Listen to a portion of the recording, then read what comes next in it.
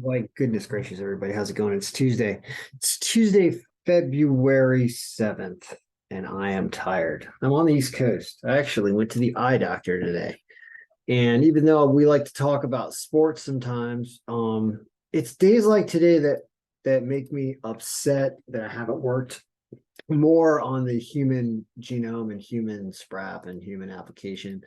And I had experience today with a wonderful doctor, fantastic eye doctor who has performed cataract surgery on me years ago and is going to have to perform cataract surgery on me again. But the thing about cataract surgery is, as we podcast about stuff other than sports, folks, that's right. Cataract surgery is a really interesting thing. So you can develop cataracts. Basically, everybody will eventually with exposure to the sun and just naturally, biologically, the way we get older and skunk just builds up on your natural lens of your eye. Well, I'm a genetic freak. I'm a mess. I've got stuff, weird syndromes and weird joints, and I look like Jar Jar Binks. Like I'm not a normal, normal physical person. It's amazing that I can do anything athletic actually, because my body should just fall apart. And so my eyes are no different. My eyes are terrible, terrible, terrible, terrible. You can benefit from my eyes being terrible because one of the reasons why the algorithms are so awesome that I create is because I can't see anything. So like normal people, when they grab data, they like check information and check numbers and make sure stuff looks right. I don't even look at this stuff. I can't even see it half the time. Like when you hear me talking about numbers, that's because I'm looking at the color and I'm guessing what the number is. But you'll hear me say stuff wrong all the time. And it's not because I said it wrong, it's because I saw it wrong. So my eyes are miserable, terrible, awful. Yet through the miracles of modern science, um, and smart people, right? I mean, these are not insurrectionists that are eye surgeons. We'll put it that way. Like you're smart when you get into doctor stuff, and so we've been able to actually replace people's eye lenses. Which, if you watched Mr. Beast's video about him paying for 1,000 cataract surgeries or whatever, it's such a phenomenal thing. It's such a life-changing thing because when you can't see, everything else sucks. It's bad. I've witnessed people who've gone blind in surgeries from anesthesia going on too long and they end up going blind. And I mean, your sight is, I mean, it's a medium through which you communicate. It's a wavelength with which you partake in the universe, right? Your sight is really important. So we can replace our old biologic lenses that get all clouded up and clogged up in our eyes, and we can replace them with synthetic ones, and we can structure their curvature so exactly that we can basically change the way you see and change your powers of your how nearsighted or farsighted or whatever you're going to be can totally be adjusted with these lenses because we're so smart. And so I found out today I'm going to have another cataract surgery. I'm real happy with the first one, and I'm pretty sure I'm going to be happy with the second one. Cross your fingers. But I'm actually going to pay extra for it to be done with a thing called a femto laser, which is a special laser that allows you to cut even more exactly than the more traditional ways of doing cataract surgery. And my eyes are such a mess that you want to take it easy. And that brings me to the part of the story that's intriguing and why it made me think of the human genome spread.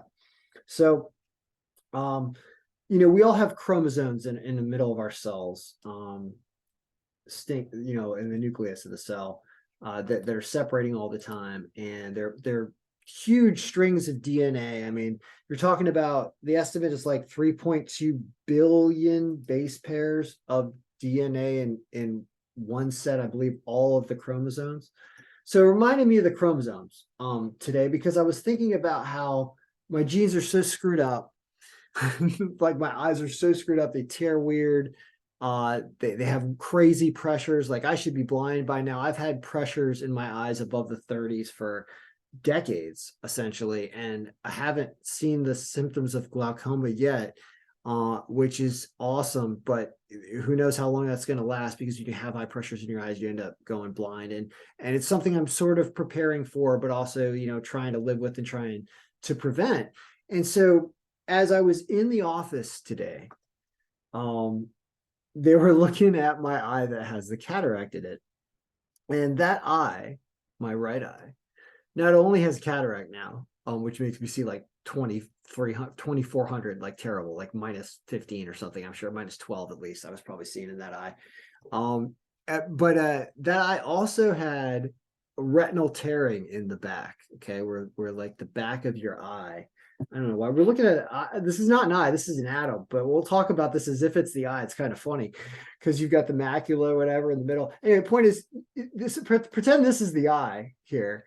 You have like gel in this back of the eye that fuses, say this green stuff is all vitreous gel or whatever, that's kind of in the eye, like fusing the retina to the back so that it connects to your optic nerve, I believe. This is my rudimentary thing of science, but I can't explain something interesting here with all of these things.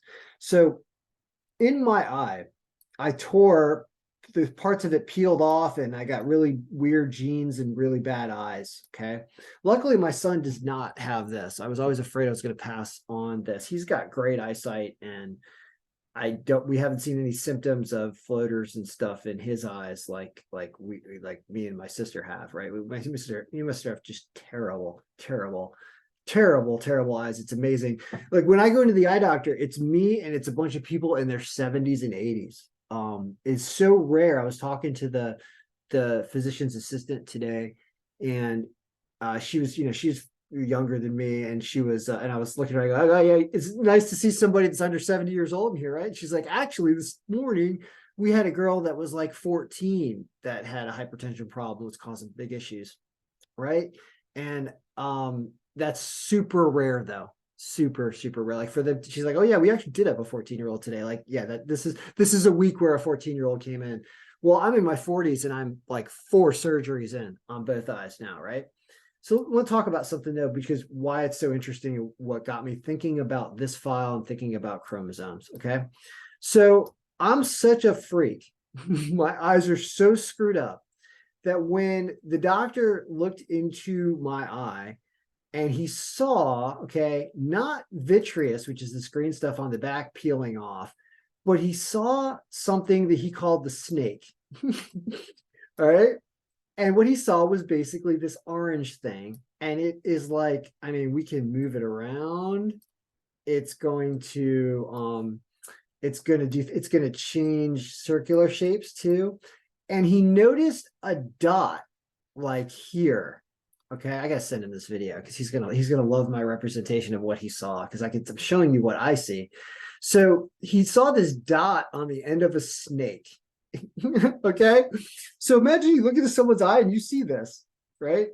Just floating around, and there's no, like, this part is not fill. How do I change fill in here? I've never actually done this with images. Format the shape. We don't want to fill, no fill. Exactly. There's no fill, but there's a bigger border. How do I do that? Gradient line. Yeah, that's kind of cool. Ooh, we're actually making progress here. So there's more I'd like to do with this image, but this is more what it looks like in my eye. So this thing here, this hourglass that I've made white. Okay, this thing right here. Oh, this is so awesome. This is exactly what it does, except the yellow thing sticks on the end of here. So when I move the white thing here, like this, the yellow thing is on this. Okay. Well, what you're seeing here is what goes on in my right eye all the time since I had a tear years ago. And I thought it was vitreous. I thought this was vitreous. Okay. It's not vitreous. And he is such a smart doctor that he figured out what it was. And because of this dot here. So when you're born, your eye grows out through like a nerve ending or a connective tissue. And as you age and as you it recedes back after birth. This is like a fetal thing that's usually stuck, I guess, to the back of people's eyes and never comes loose. But because I tore so much vitreous off the side in such weird ways, and I remember when this happened about uh 5 or 10 years ago is when this happened. I can't remember how long it's been that I've had this in front of my vision at all times. That's right. I'm trying to knock hockey pucks out of the air, and I've got this literally doing this in front of my field of vision at all times. I thought it was vitreous. It's not. It's an actual, like, formerly, it's still attached, essentially, like, fetal growth nerve thing that created your eye. All right. Well, this is so rare for anyone to have that he's like, I got to call in the junior doctor to be like, she's got to see this. Like, this is so unique that almost that he had to basically figure out what happened, because I don't think he's even ever seen it before. All right. Now, all that being said, because I've been to a few doctors that have looked at that and been like, so that's just like that's normal, what's going on floating around your eye? I'm like, yeah, it's vitreous. They're like, okay, whatever. They're wrong. It's not vitreous. It's exactly what this doctor said it was, which is this like severed off nerve ending, essentially. Anyway, he was explaining it to me, and I was trying to get it, looking at their device, but I wanted to try to express this through a video about what I see. So this has been going on forever. They can get rid of this. They can suck it out through a procedure called vitrectomy, but that involves sucking a lot of vitreous out in your eye, and there's always a chance you can go blind in a really difficult surgery, or a potentially hazardous surgery like that, especially with absolutely retarded, destructed eyes like I already have. So they advise against digging into my eye whenever possible if it's still working. But they are going to take the lens out. They're gonna I guess the lens is a full lens too. It's got, you got to fill this sucker in. We got to fill the image in there. This is what an actual lens is. So we want to fill, what color are we? I don't know. We'll do a lens like that. Yeah, there we go. It's a nice lens. So they are going to take this sucker out, and they're going to cut. They have to cut around the eye to make incisions to pull the sucker out, and then insert the other one at the proper diameter. I'm paying extra, and we should all have the ability to pay extra, in my opinion. I don't care what it costs, because your vision's priceless. I'm paying for the femto laser. Femto laser is going to go in and laserly cut these things and do it in such a manner that I believe is more precise digitally, as well as just, I think, the way it cauterizes the area or something. I suspect it is the way, there's a reason why it's an expensive machine, and I love what it did with my other eye, because I had it done on my other eye years ago. So they're going to cut a lens out, and they're going to put another one in, and then I'm going to be able to hopefully see again, because the last several months I have had super clouded vision. Basically what happens is that, that's a good example. So what happened was, they could see it years ago. They're like, yeah, you have a little bit of, you got a little bit of growth on your lens. Like, it's not blocking your entire lens. So like, you're trying to look out of your eye, and you've got little spots on there, right? And they actually get yellow as they get older as well. Well, one morning I woke up, and it was basically like, it's like this. I don't know what it looks like because I didn't look at it, but it feels like this, right? Because I can only see well down here. If I'm looking at, I have to actually move my eye up like this, and I can see well down here, barely, but basically it's probably like this freaking big. All right. And they could see it with the naked eye. so they're going to cut that out. But what's interesting about this is that when you're having this problem, as those who've had it and suffered for an extended period of time, which is I've suffered for at least 4 months, where it's been awful. And so what happens is you don't get as much light, sunlight and stuff. All your sun rays that you want to have come out, like coming in, they don't get all in, because they get stuck, on the lens. And so it's like a cloud. It's just like your windshield's cloudy, or your glasses are smudgy. You see duplicate, because this is not actually a uniform calcification, essentially, that grows on there. I don't know if calcification is the correct medical term there, but basically you're going to have some minor streaks where it hasn't, potentially. I want to bring this to front. You'll have some minor streaks probably on here, so that you can sort of see through an area, right? But what I've got is awful. And it was a no-brainer that we're doing cataract surgery pretty soon. So anyway, meanwhile, there's this. going on in the background.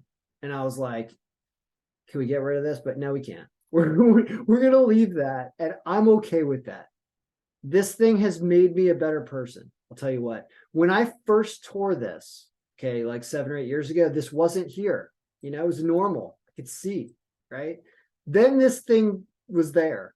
And they're like, yeah, we got to go and do a vitrectomy essentially to remove that. If we're going to remove that, and they're like, that's risky and expensive. And I was like, all right, well, I guess I'll live with it. So I've been living with this. Okay, with the dot on the end of it. I've been living with, I call it the bicycle because it looks like two wheels. It's actually more circular in my eye. It's kind of like this if we had circular ends. It's more like this. Well, anyway, as this goes back and forth, I've learned to ignore it for the most part. All right. And this is what your brain will do, is your brain will get accustomed to vibrations going on in the universe around it, and it will determine whether or not it wants to focus on it and pay attention to it. And while you think that you can't read, concentrate, talk to someone with this going on all the time, the answer is I don't even see it unless I have to focus this eye and try to really see something. That's the only time it kind of gets in my way, unless it moves into a position sometimes where it's like directly blocking me, or it's stuck to something and won't move. Sometimes it'll go over here, like it'll change its orientation, but doesn't change its, I shouldn't say that. It doesn't change its orientation that much because it's still connected. It must be, right? So basically it's always in this form about like right here. It's always kind of doing this, which is it's always kind of doing about this. It's just doing a dance. It's like, hey, what's going on? It's doing a shimmy. It's kind of like a hula dancer, just doing this. And then sometimes it'll go like up, sometimes it'll move a little bit like up like this, and it'll come down. Right. And I just learned that this is apparently vision now for me. So I was amused that it was something that they really wanted to call in another doctor to see because they've never seen it before. It makes total sense. And I don't care about sports. I was going to update sports and give you guys predictions for Tuesday. Nobody's paid me. I don't care. I'm just going to lose money if I bet on sports. This is yesterday. Stuff won, stuff lost. I just don't care. I want to work on this. I'm actually going to add, I have other work I have to do too. I have to actually make money because we got to pay for surgeries and stuff. So I'm just not going to do sports. I'm going to only do it by myself and see if I can make a fortune without telling you guys what I did to the algorithms. I'm going to be secretive because YouTube's not paying me. I'm going to try to actually do some more appealing on YouTube, by the way. Hold on. Maybe I'll give you guys a prediction. I don't care about sports. I'm doing it for you. For those of you who stuck it out. This is how easy it is. I'm not going to do scores for your sake because I don't care. I lost, by the way. I went 2-5 on my picks yesterday. That's another reason I don't care. I laughed because I started losing everything, which is why I like doing round robins. Because if I'm going to lose, like don't tease me and go like 4-3 and still lose money. Like I want to go 1-6 or I want to go 6-1. Like let's go hard in either direction because it makes for a night whether or not you're interested. And the end of the night was hilarious from a losing perspective because the Devils blew a 3-1 lead. I can't believe I'm doing sports. I don't care. I don't give a rat's ass about sports, but I can do it in like under 5 minutes. So we're going to do it. We're not updating. I'm not going to update stats at all. So we're going to have an outdated look, but we are going to have the lines in here, which is still valuable for college basketball and still valuable for hockey, honestly. Okay, well, there's some games today. So we're bringing in. So I never did scores for the 6th. Yeah, so I don't know how the day went other than I knew Northern Arizona lost. I knew they blew a 10-point lead because I said bet them. I said they were pick of the day. Miami won. Miami beat Notre Dame. That was good. But no, we had a bad day here, I think. Arkansas Pine Bluff went to double overtime yesterday and lost by 4. The line was not 4.5, it was 3.5. So I laughed when I saw that because I already had lost a bunch of other picks and didn't give a shit. And I was so happy to see that lose by half a point because I couldn't get the line I wanted to because I did a video and essentially changed the lines whenever I do goddamn videos because everyone bets them. So I cost myself that by doing a video, which is why we shouldn't do videos or just not bet. I should just not bet. Basically, I shouldn't bet. I should be doing genetics because I'm fascinated with this stuff. And here I'm just frustrated. I'm frustrated with Northern Arizona blowing a game in the second half. I'm frustrated with the Devils blowing a 3-goal lead and only winning in overtime. I'm frustrated with Arizona not getting an empty net goal to go over 5.5 against Minnesota last night. I'm frustrated in all of that. Injury report we should do. Yeah, you have to. That one I'll do. Injury report's important. And the closer to game time, it's important. Even though I don't care about sports. If you care about sports, you can care about sports. Sometimes I would. There are nights I'll win enough money to pay for my surgery off of $100. That's true because I have insurance. But you need to have nights where you're paying for your insurance premium, if you know what I'm talking about. So all right. Let's see here. So you put the injury report in here. And you then go here. And that just updated the injury report. And now we refresh this. And stuff changed. So yeah, it did work. Okay. And some more people got injured on this other side here. So college basketball is basically ready. I say, and I'm right when I say this, home teams generally, you do have some value picks here. And you got some injuries. So there's actually some stuff to play. Like VCU, which I won't be able to bet on because I'm in Virginia. Virginia, which I won't be able to bet on because I'm in Virginia. I was in Mississippi, but I wouldn't take this game because Georgia's hurting. Here you go. Kansas State over TCU. TCU's been battling different injuries, yet still powering through them, but Kansas State's at home. And one thing about Kansas is you don't want to go there, which is why I avoid that state at all costs. But TCU cannot avoid that. So this is a good pick. 5% bump, so they would barely win the game, and they're a good team, and they're at home, and TCU is injured. Kansas State probably wins. I said that about Northern Arizona last night, and they blew it. Kansas State is a much better team than Northern Arizona, though. Northern Arizona was a 33% power team. So Kansas State's bettable here. Akron over Toledo, barely. Line's okay, though. 4.6% margin. Kentucky over Arkansas. I was in Arkansas. I was in Mississippi yesterday. Actually, I wasn't in Arkansas yesterday. I was in Mississippi yesterday, in Tennessee. And I can tell you that those states could use some investment. How about those states like get something other than Republican leadership, which seems to have been making those states shitty? Let's face it. I mean, you can't drink the water in Mississippi, and Arkansas is 119th in healthcare. There's only 50 states. So I just think that maybe it's time like you don't elect Sarah Huckabee Sanders and like you go with somebody who might do something better with your state. Just a guess.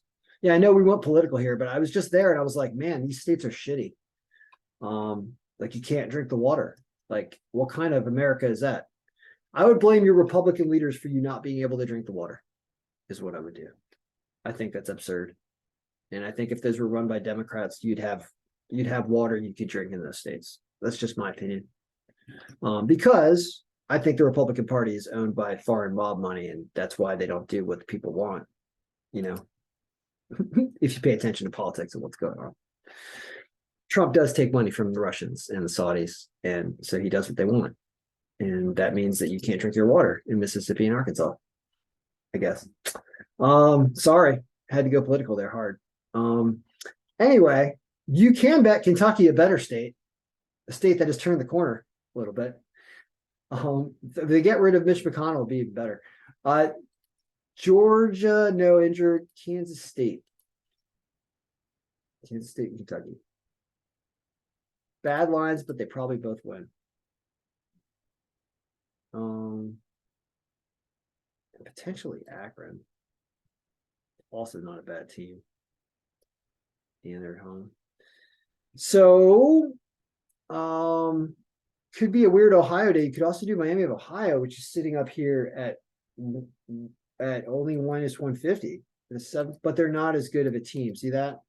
So that's why they're up there. Interesting. So the odds makers are using power more. That's interesting. So that means that New Mexico is a pretty good pick here because they're a strong team. So there's actually a lot on here.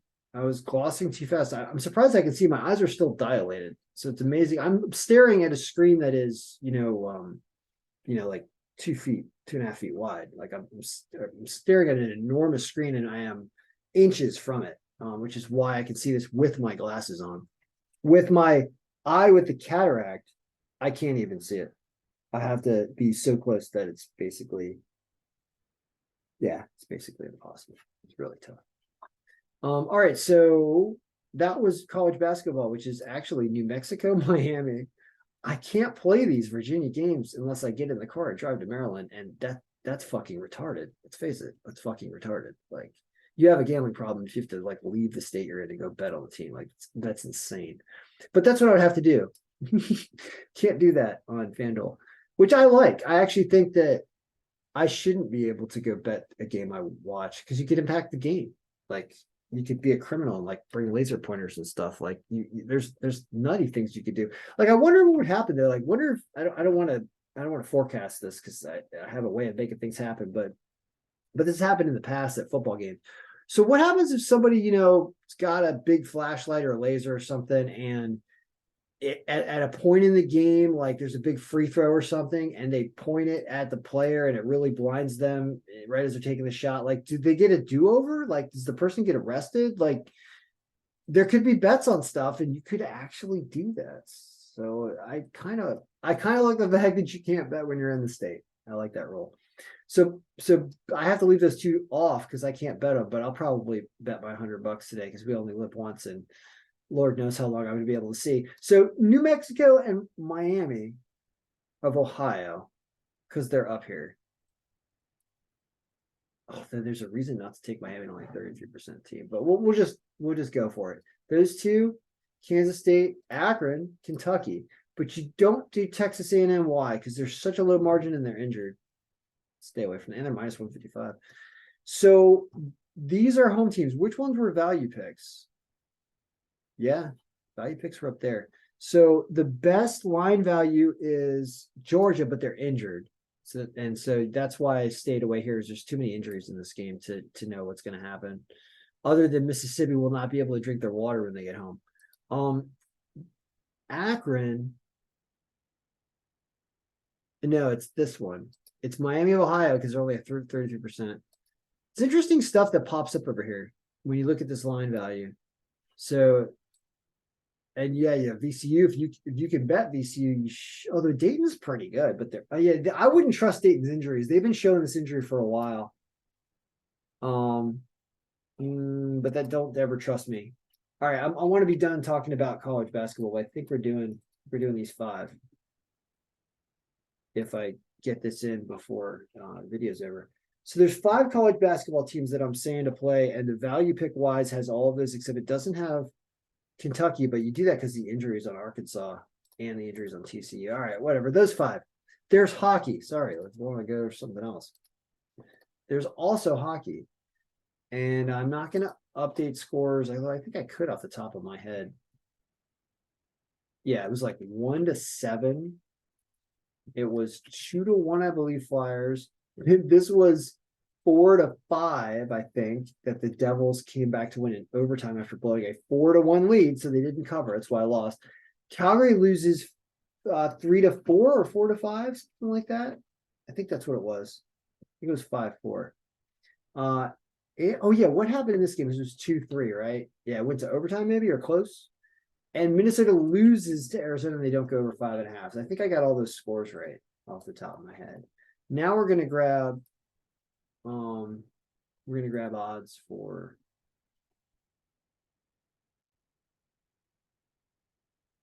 here. Yeah, I would like to continue on that statement, even though it's super offensive. Mississippi would have drinkable water if it wasn't run by Republicans, governors and senators and stuff. Yeah, I think so. And I think that Mississippi should revolt against their Republican leadership for not giving them drinkable water. Because that was ridiculous. I mean, I'm at IKEA and they're like, no, man, there's no fountain drinks. Like, and I looked at him and I was like, I wanted to be like, why? And his look on his face was, oh, you don't know. Like, you're not from around here. You don't know what's going on. And I get it after I went to every single place and you can't get water drinks. You can't get coffee at the gas stations because the water is freaking deadly. Isn't that the reason? I don't know the reason. I think that's the reason. I think it is. And I'm blaming Republican leadership, absolutely, for not doing something about it, not putting money into the system. That's not a thing the Democrats would let sit too long. They would do something about that because it involves people. When you're a sociopathic narcissist, like a lot of the fringe of the MAGA Republican Party, for example, is, you really don't care about anybody else other than yourself. So when you hear about things like the water not being drinkable in Mississippi, you just go, well, I guess I ain't going to Mississippi. And that's the interaction that I've had with people that I know that have never been to Mississippi, is they go, man, I've never been to Mississippi. You know, I'm out here in California. Like, I've never been there. And I go, yeah, I guess there's a reason you've never been there. And those people are still people. And a lot of them are good people. And why shouldn't they have drinking water? Why? Like, what is it? What have we done?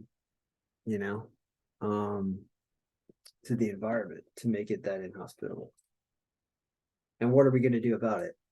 Well, if all the water around you is tainted, I've seen this issue in other states as well. I've seen it in if you ever heard about the ads for Camp Lejeune and stuff in North Carolina, and what DuPont, I think it was putting into the water supply, your nonstick coating stuff, your forever chemicals that get into your DNA, I believe, even, like, they really alter your system. It's not just like microplastics, but it's a real biological changer that's going to cause you issues. When you leak that kind of stuff into the environment, well, what do you then do when you need to use water, right? The water that's coming through the environment. It's not just when you're drinking water. It can't just, and even if you boil it, doesn't go away. So don't you have to change the source, or you have to purify it and decontaminate in such a manner that you can get the forever chemicals out? Like, you completely distill, and when you completely distill, I believe you turn steam back into water, and you don't have those particulates in there anymore. Well, then we need to do that. We need to have devices where we are distilling water at these locations all across places where the water supply is so tainted that it is a biological hazard.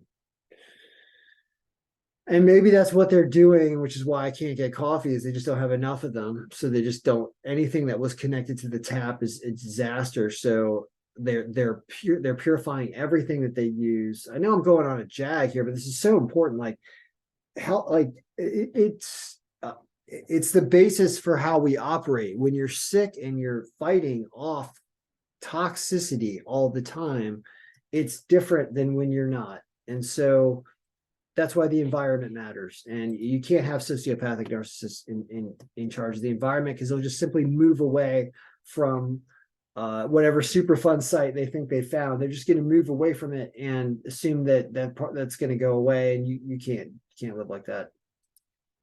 I can't live like that. It's not acceptable. I'm updating the goalies. I'm doing more than one thing at once, everybody. So our goalies go here. We're going to screw up yesterday's results, but I don't care. And we're going to have today. This is why I don't update yesterday and don't care, because I just do it like this super fast. And I'm like, all right, we're done. So, history is not right. So let's just glance at it real quick. It would be Tampa Bay over San Jose as a pretty big pick. Even though they just got spanked last night by Florida. It is a back-to-back game for them. That is a stat we should look at before I go over hockey real quick. It's almost 7 o'clock, so some of this stuff's almost starting. So I wouldn't pay attention to the pick rank so much because it isn't really right, but it does have Colorado over Pittsburgh. I believe that. So my instinct is to play Colorado, so you know what's going to happen. What else do we have? We have Nashville beating Vegas. I was in Vegas. I was getting a lot of complaints from the Vegas fans, although I did buy a Vegas sweatshirt or like a coat that is pretty awesome. So it says they would win here, but it says no because of how bad they've been playing. But we are after the All-Star break. Are they going to wake up? You do get a good line there, and the algorithm says raw, in a raw sense, they would win, but they've been playing bad. So I don't know. It depends if they, come out of the All-Star break all hot and bothered. Then you've got a terrible game between Anaheim, who played last night, tough against Dallas. Yikes.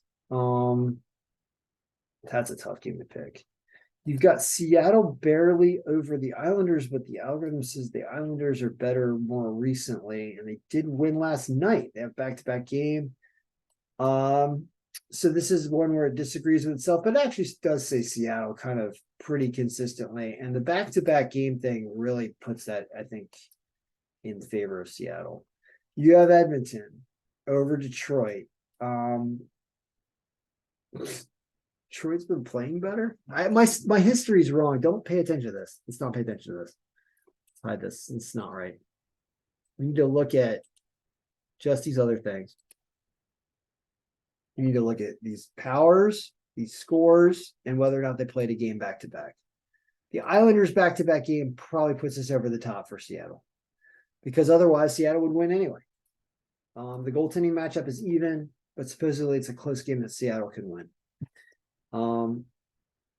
This makes Tampa Bay tougher because it's back-to-back and they just got spanked. But San Jose is not great. But they got a different goalie, Elliott, going tonight. But they're not playing Florida. The line's bad. There's reasons to stay away here completely.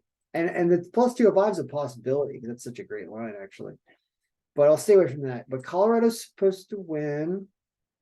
I naturally like this game. So every time I say the L word, they lose. I'm sorry, but I do. I want to be honest with you. I naturally like this game. The only thing I don't like is Francouz going, but he's okay apparently. And I like that line. It's a lot I like. So watch them lose, but I'm going to bet them. I'm going to bet Colorado. I'm going to bet Edmonton for sure here. Why wouldn't I? I really like this. So this is scary. But I believe this is a good goaltender, and it shows he's just barely better than Skinner. So maybe an over is an over is kind of a more interesting play here, because if Detroit does score some goals, Edmonton scores a ton of goals, so they might fight past Husso, try to win this game. But that line's not great. But the over probably happens. It says there's 6.8 goals here. Seattle's a good line, and I could go against the Islanders, and they could probably beat you twice if you bet against them last night because they won. And Vegas somehow pulls us off at a positive line. So Vegas, Seattle, just want to say Edmonton, but yeah, don't bet over-unders in Colorado. So these four, all right? These four here, and then the 5 college basketball games, if I haven't already missed them. New Mexico, Miami, Kansas State, Akron, Kentucky. So there's 8 picks there. And I don't care about sports. I care about chromosomes. The next thing we're doing is chromosomes. We're doing all 23andMe. There's pairs there. It's like 46. There's one for mom, one for dad, right?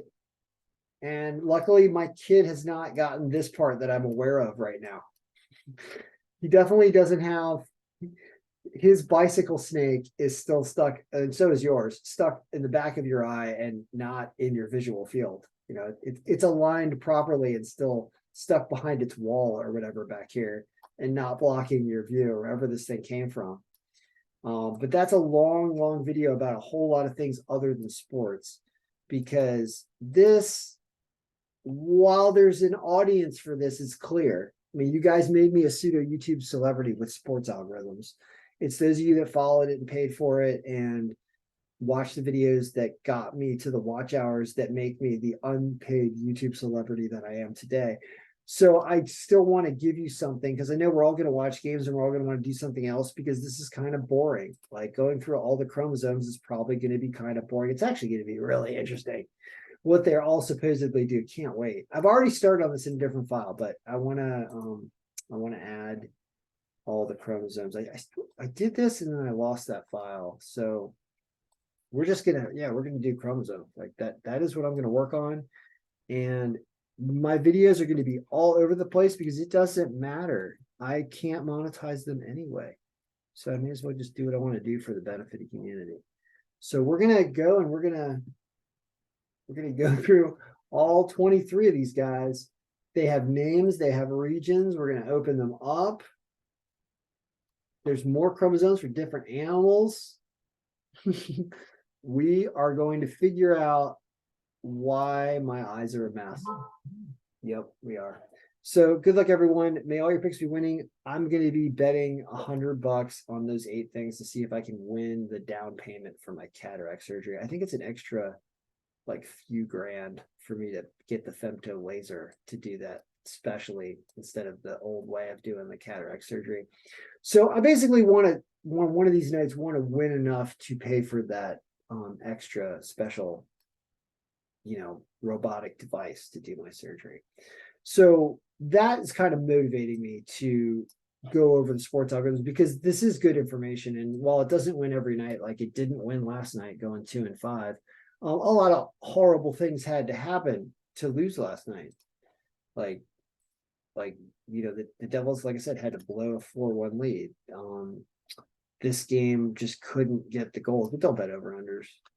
Tampa Bay got destroyed, so that was a bad pick. That was one I was never going to win.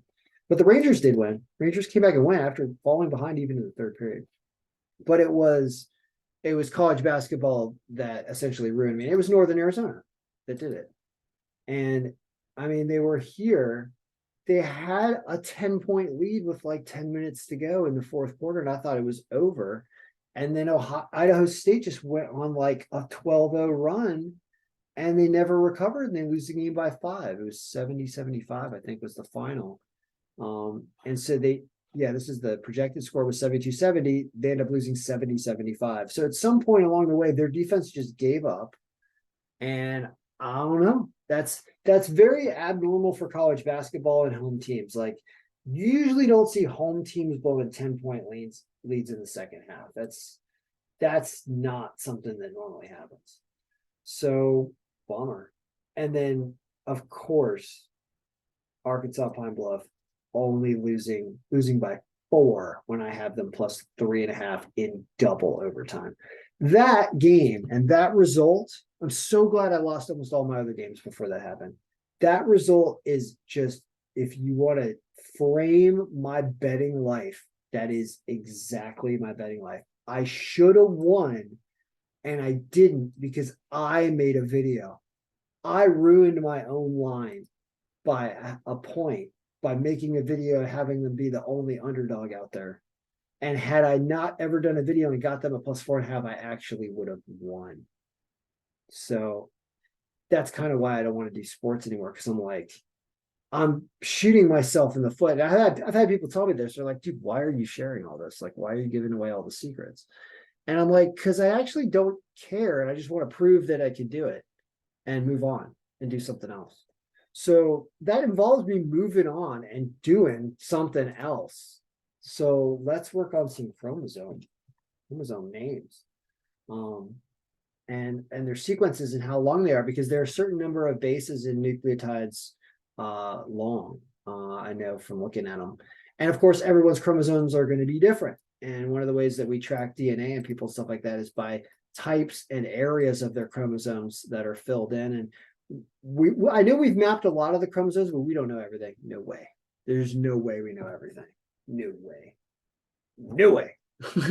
No way. Because then we'd be able to program everything. We've got ideas about stuff, but we don't know everything. So we're going to learn here so that we can learn more and get closer to learning everything about cells and genetics and the human body and chromosomes and how our cells split up, replicate, how they marry together when they're fertilized in the begin with. We're going to do a whole bunch of stuff, and this is much more interesting. All right. So good luck, everybody. May all those 8 picks be winning. I'm going to bet them. I'm going to bet what I just said.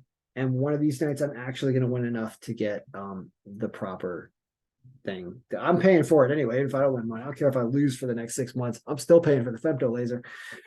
So anyway, good luck. Your picks be winning, and may all your your forays into knowledge and stuff be rewarding. That's really what life is about. All right. So good luck.